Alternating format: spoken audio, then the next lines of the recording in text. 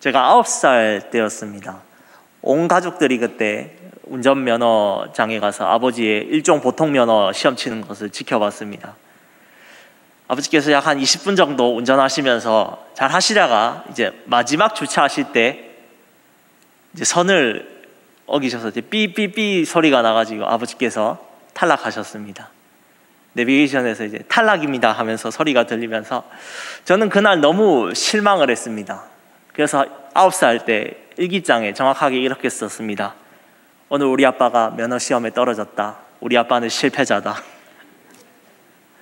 세월이 흘러서 24살이 되고 제가 운전면허 시험을 똑같이 일종 보통면허를 쳤습니다. 저는 붙었을까요? 떨어졌을까요?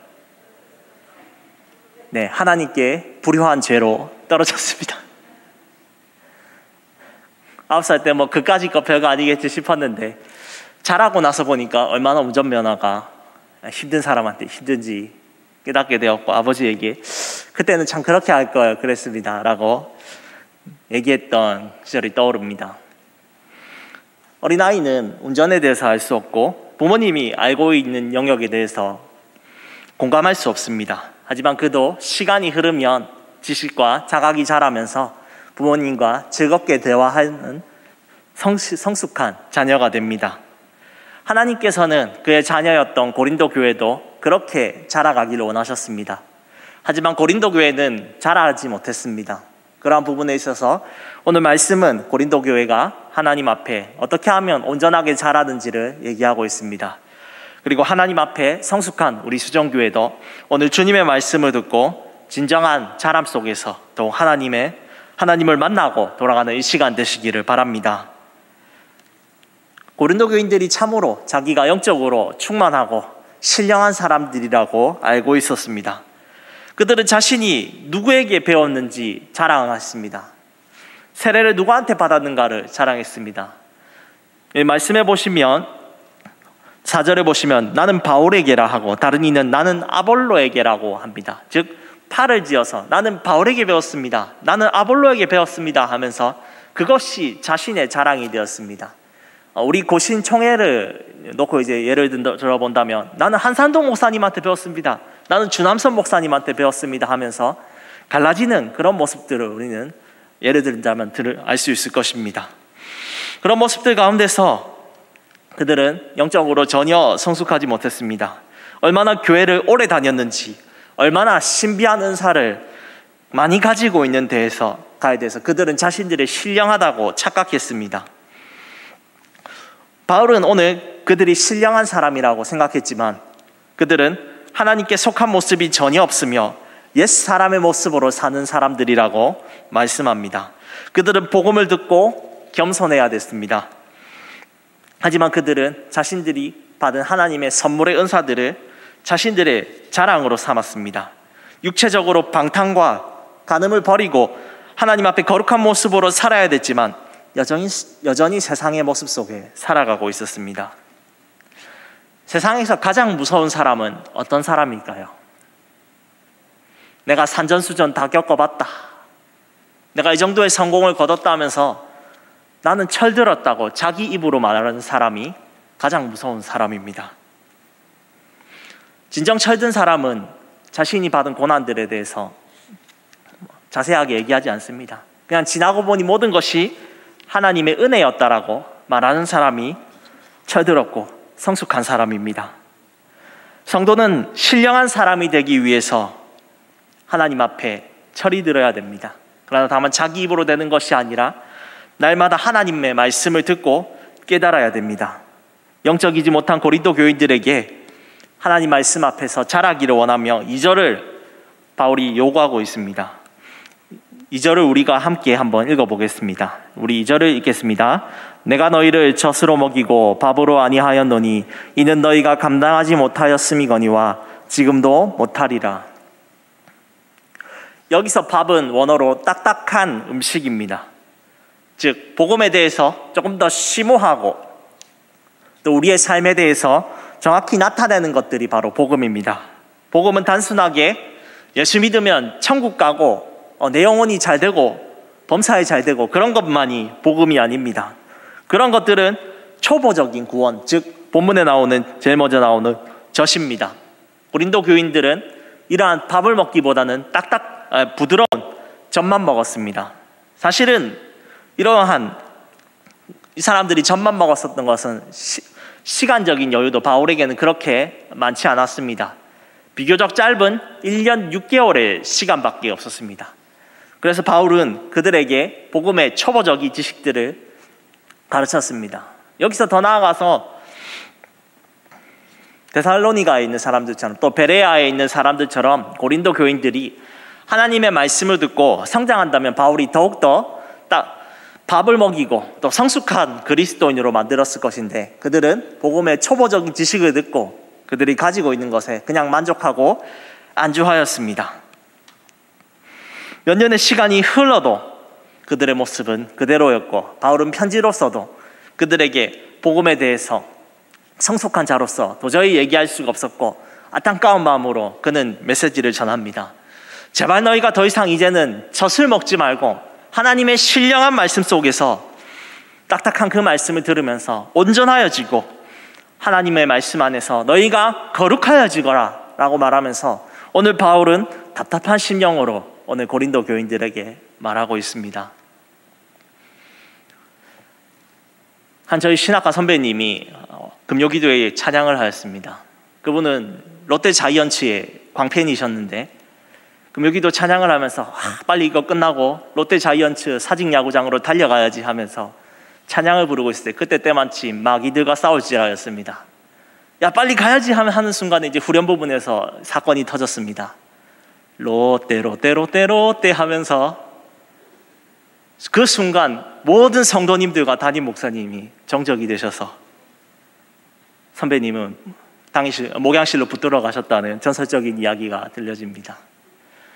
여러분, 우리는 하나님의 복음의 말씀을 심오하게 알려고 노력하십니까? 오늘 찬양팀이 부른 곡처럼 다 알 수 없어도 내가 복음에 대해서 더 듣고자 하는 열망이 있으십니까? 아니면 목사님들이 하는 말씀은 아이고 따분하고 지겹고 오늘 마치고 연속극 봐야 되는데, 오늘 마치고 재밌는 예능 프로 보고 집에 가서 좀 쉬어야 되는데 라고 여전히 세상 속에서 헤어나오지 못하고 복음의 초보자의 모습으로 살아가고 있지 않으십니까? 우리는 이 복음의 초보자의 모습을 벗어나서 하나님의 말씀 앞에 온전한 신앙인으로 서기를 원합니다. 그리고 바울은 이 고린도 교인들이 바울파다, 나는 아볼로파라 라고 말하는 것을 싫어했습니다. 자신들이 어떠한 우상이라고 여기받을 사람들도 아니었습니다. 그 증거로 사도행전에서 바울은 자신과 바나바가 루스드라에서 경배를 받자 어떻게 했습니까? 제우스와 헤르메스라고 경배받을 때에 바울은 손살을 치면서 얘기했습니다. 우리는 아무것도 아닙니다.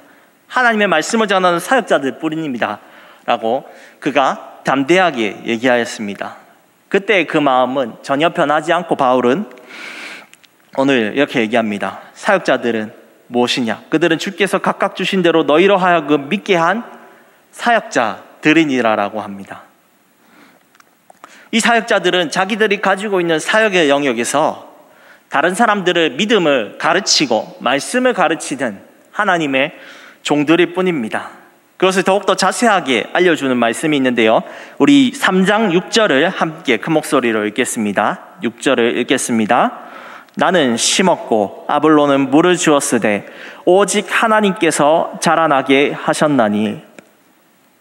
여기서 핵심 동사 세 가지가 있는데요, 한번 보겠습니다. 먼저 바울이 심었고 아볼로가 물을 주었고 또 하나님께서 자라나게 하셨다는 뜻입니다. 바울은 최초로 고린도 교회를 세우셨습니다. 그는 목회를 하실 때에 한 신조가 있었습니다. 로마서 15장 20절에 보면 또 내가 그리스도의 이름을 부르는 곳에는 복음을 전하지 않기로 힘썼노니 이는 남의 터 위에 건축하지 아니하려 함이라는 사도 바울의 신념이 있었습니다. 그래서 바울은 주로 교회를 세울 때에 스타트업 멤버, 즉 개척자로서 교회들을 세우는 사람이었습니다. 반면 아볼로는 고린도 교회에 도착해서 구약을 잘 알고 있는 구약학자로서 자신의 특기였던 구약의 말씀들을 강론하였습니다. 이렇게 아볼로가 하나님의 말씀을 가르친 것에 대해서 물을 주었다라고 표현합니다. 식물이 물을 받고 자라듯이 바울이 전도 여행으로 떠나 비운 자리에 아볼로가 말씀을 강론함을 통해서 성도들을 양육시키게 했습니다. 여기서 바울이 심고 아볼로가 물을 주었던 단어의 그 시제를 한번 살펴보기로 하는데요. 시제는 단순적이었는지 계속되었는지 살펴보는데 헬라어로서 단회적인 의미입니다. 즉 과거에 했었던 일인데 지금은 끊어졌다는 내용입니다. 바울이 심었고 아볼로가 물을 주었다는 것은 과거에 있었던 일이고 지금은 하지 않습니다. 아니 지금 한다 할지라도 그들이 떠나면 그만둘 일입니다.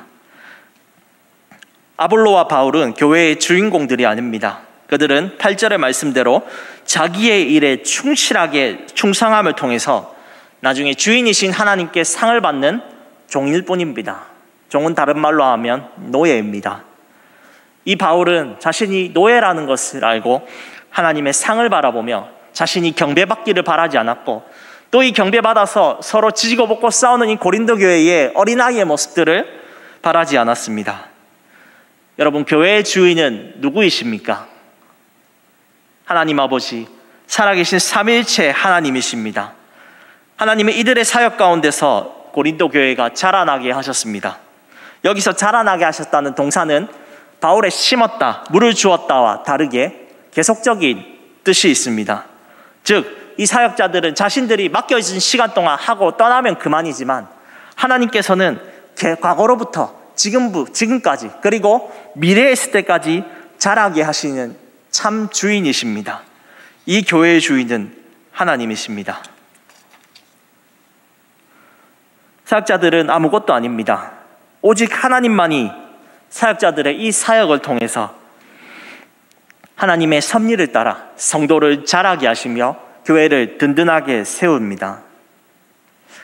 성도 여러분, 어떤 사역자가 나의 취향과 코드에 맞아서 좋아하고 다른 사역자들을 무시했던 적은 없었습니까? 제가 그랬습니다. 어떤 목사님에 대해서 별로 안 좋은 마음을 성도 시절에 가지고 있었는데 그 목사님이 하루는 말씀을 전하기 전쯤이었습니다. 어떤 악령에 들린 여자가 교회 문 앞에 찾아오셔서 교회를 어지럽힐 때 목사님이 가서 뜯어 말렸는데 머리가 잡히고 넥타이가 붙잡혀서 목사님의 모습이 엉망진창이 되었던 적이 있었습니다. 나중에 다 다듬어지지 않는 머리와 풀어헤친 넥타이를 가지고 설교하실 때에 참 많은 대학부 청년들이 울면서 하나님의 역사는 모든 목사님들을 통해 이루어지신 거나 라고 깨달았습니다. 여러분, 성경의 저자들을 한번 봅시다. 이들은 약 40여 명의 사람들입니다. 가지고 있는 학식이 달랐고 사회적인 위치와 계층이 달랐습니다. 하지만 하나님은 각 개인마다 그들을 만나시고 그들의 삶에서 느끼고 감동한 것들을 기록하게 하셨습니다. 그것이 바로 오늘 우리가 알고 있는 66권의 성경입니다. 마찬가지로 우리는 사역자들마다 다양한 모습들이 있습니다. 어떤 사람은 부흥사 스타일이기도 합니다.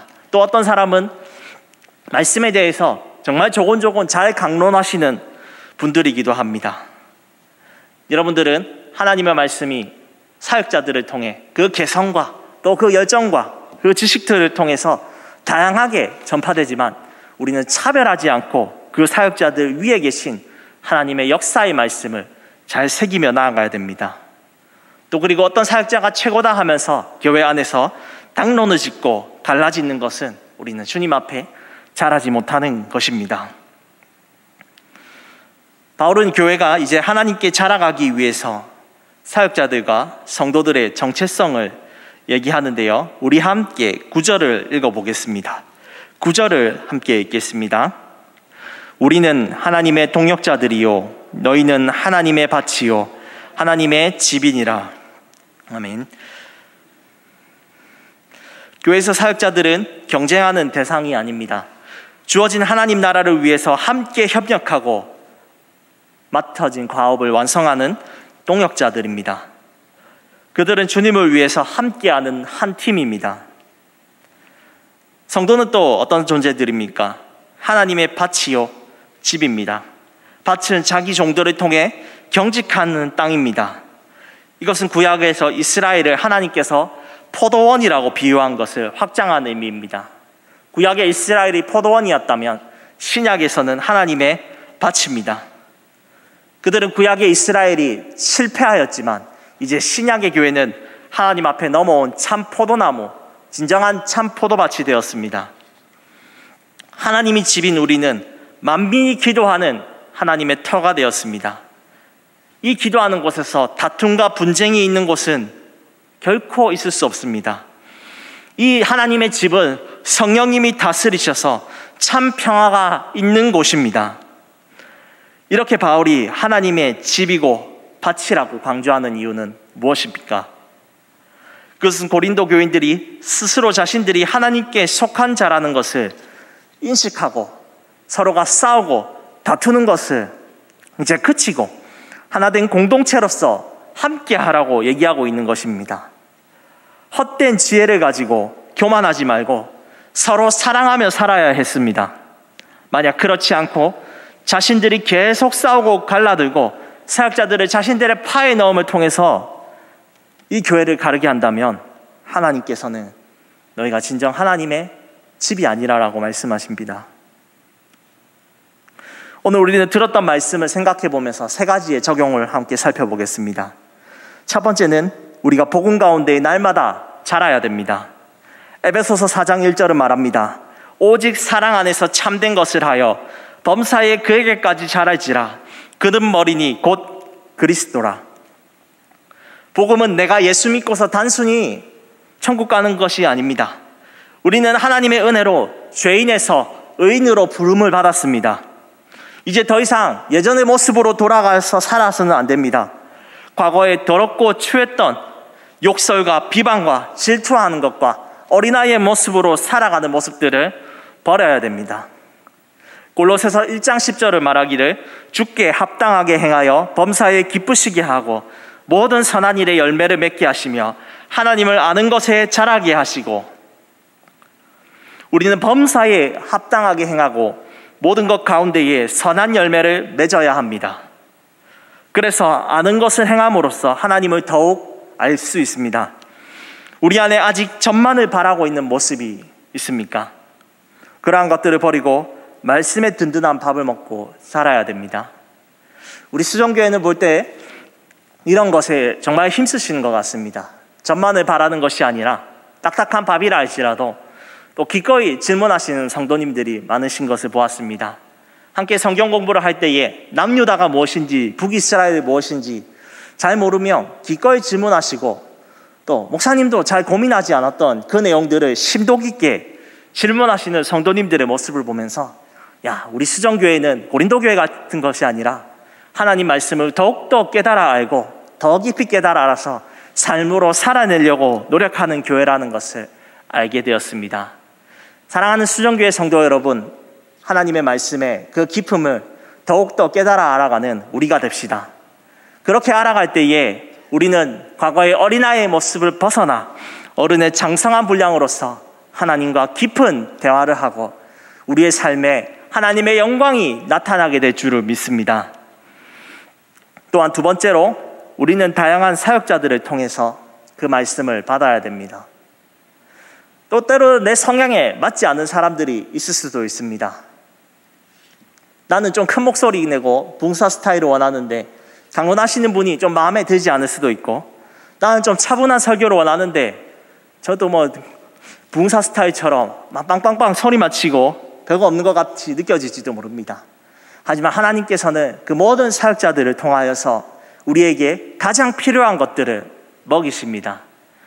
여러분, 이 하나님의 사역자들의 그 모든 말씀을 듣고 골고루 먹으며 건강하게 자라가시길 소망합니다. 또 그 사역자들을 또 분파 속에서 무리로 세워서 교회를 만약 가른다면 하나님은 그것 때문에 정말 아프실 것입니다. 하나님이 세우신 교회는 기호에 맞게 끼리끼리 모이는 그 공동체가 되는 것이 아니라 우리를 하나로 부르셔서 그 안에서 참된 사랑 안에 거하실 수 있도록 부르셨습니다. 사역자들을 존중하시고, 저도 오늘 이 말씀을 보면서 하나님의 사역자들이 주의 말씀을 증거하는 것에서 최선을 다해야 되고, 또 성도들을 더욱더 잘 가르쳐야겠다고 힘썼습니다. 그리고 또 동역하면서 최선을 다해 목사님들을 돕고 힘써야 되는 것을 오늘 발견했습니다. 성도 여러분들도 오늘 하나님의 말씀 속에서 그 목회자들을 또 존중하시고 하나님의 나라의 그 기쁨을 누리시기를 바랍니다. 우리 마지막으로 우리는 하나된 교회 공동체로서 세워져야 합니다. 예수님은 마지막으로 떠나실 때 제자들을 향하여 말씀하셨습니다. 요한복음 13장 34절 35절엔 이렇게 말씀합니다. 새 계명을 너희에게 주노니 서로 사랑하라. 내가 너희를 사랑한 것 같이 너희도 서로 사랑하라. 너희가 서로 사랑하면 이로써 모든 사람이 너희가 내 제자인 줄 알리라. 자신들의 지위와 명예를 위해 살았던 이 제자들이 예수님이 마지막으로 남기신 이 유언을 들었습니다. 처음에 이해하지 못했습니다. 내가 높은 자리에 올라야겠다고 했던 그 교만하고 겁이 많던 사람들이었습니다. 하지만 예수님이 부활 승천하시고 성령님이 그들 마음속에 오셔서 그들은 누구보다 뜨겁게 변하고 서로 사랑하며 변했습니다. 그래서 매력적인 삶과 섬김으로써 하나님과 이웃들에게 칭송을 받았습니다. 나중에 사도 베드로는 베드로전서 1장 22절에 이렇게 말합니다. 너희가 진리를 순종함으로 너희 영혼을 뜨겁게 하여 거짓이 없이 형제를 사랑하기에 이르렀으니 마음으로 뜨겁게 서로 사랑하라. 자신밖에 모르던 이 수제자였던 베드로가 사랑의 사도로 변했습니다. 바울은 또 모든 은사 중에서 천사의 말과 방언을 하고 천국의 삼층청을 본다 할지라도 내게 사랑이 없으면 그 어떤 은사가 있어도 헛되다라고 말합니다. 공동체는 하나로 세워집니다. 바로 하나님의 은혜 속에서 세워진 그 부르심 속에 사랑으로 섬길 때에 세워집니다. 부모님은 자녀들이 서로 사랑하며 챙기길 원합니다. 비록 지금은 나이가 어려서 소시지 하나 더 먹었다고 서로 치고받고 싸우고 애가 타지만 언젠가는 자라서 형제가 서로 어려울 때에 챙겨줄 것을 믿고 있습니다. 하나님 아버지도 마찬가지십니다. 지금은 치고받고 싸우는 것 같고 앙금이 전 그 마음에 있는 성도지만 하나님께서는 그 성도들이 언젠가 자라서 서로를 용서하고 세워지기를 원하십니다. 왜냐하면 하나님께서 이 교회를 자신의 몸으로 삼으셨기 때문입니다. 제가 일할 때에 조금 손해를 받았던 경험이 있었습니다. 교회 형님이 저에게 좀 경제적으로 좀 손실을 입혔는데 정말 그 형이 정말 목사로서 이 말하는 정말 너무너무 실망하고 좀 앙금이 많이 새겼습니다. 그때 그 형 아버지께서 돌아가신 소식을 들었습니다. 어머니께 그때 이제 다른 곳에서 사역하고 있을 때 들었는데 저는 어머니한테 얘기했습니다. 어머니, 그 형이 나한테 어떤 경제적 손실을 입히고 했는데 내가 왜 장례식 가야 됩니까? 라고 따지자 어머니께서 조용하게 단 한마디 하셨습니다. 상호가 아니 목사 아이가. 장례식 갈 때 정말 죽기보다 싫었는데 갔습니다. 그리고 거기서 밥 먹는데 얹힐 것 같았습니다. 근데 나올 때에 그 형을 이제 우연히 마주치고 인사했는데 진짜 매우 고마워했습니다. 하나가 된다는 것이 참으로 쉽지 않은 것 같습니다. 다양한 사람들이 오기 때문에 나랑 좀 맞지 않는 사람들이 때로는 나에게 상처를 주기도 하고 경조사에 잘 참여하지 않는 것 때문에 나는 안 하고 싶다 그런 마음도 들지만 하나님은 우리를 그럼에도 사랑하십니다. 아니 남 이전에 도저히 당신의 심판대 앞에 서면 도저히 아무런 할 말도 없고 죽고 영원한 지옥에 갈 수밖에 없는데 주님이 나를 사랑으로서 구원해 주셨습니다. 그 은혜를 받았다면 여러분, 우리가 남에게 받은 상처를 용서할 수 있습니다. 고린도 교인들이 서로 높였던 그 은사와 지혜와 그리고 그 모든 파벌들은 예수 그리스도의 십자가, 그 교회라는 이름 앞에 무너졌습니다. 성도 여러분, 오늘 시간 기도할 때에 우리에게 용서하지 못하는 사람들이 있으십니까? 저 사람과는 주님 죽어도 하나 되기 싫다는 그런 마음이 혹시 있으십니까? 주님이 오늘 그런 마음이 있다면 내 힘으로 변하지 않습니다. 하나님 앞에 오늘 담대히 말합시다. 나를 하나님의 밭으로, 집으로 불러주셨는데 주님, 내 마음을 변화시켜 주십시오. 내 마음을 당신의 사랑으로 변화시켜 주셔서 우리를 더욱더 하나가 될 수 있도록 주님 도와주시옵소서. 그러할 때에 우리 수정교회는 더욱더 하나가 될 것입니다.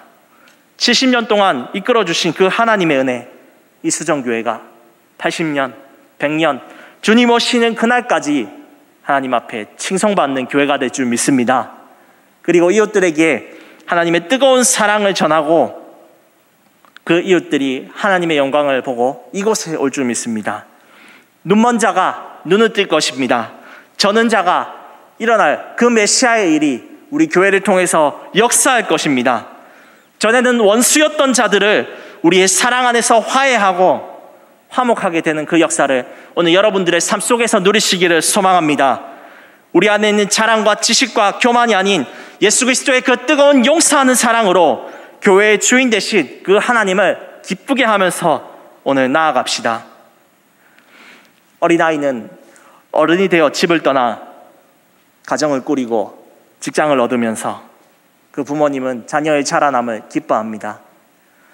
오늘 하나님도 우리 수정교회가 더욱더 크게 자라나 하나님을 기쁘시게 하기를 원합니다.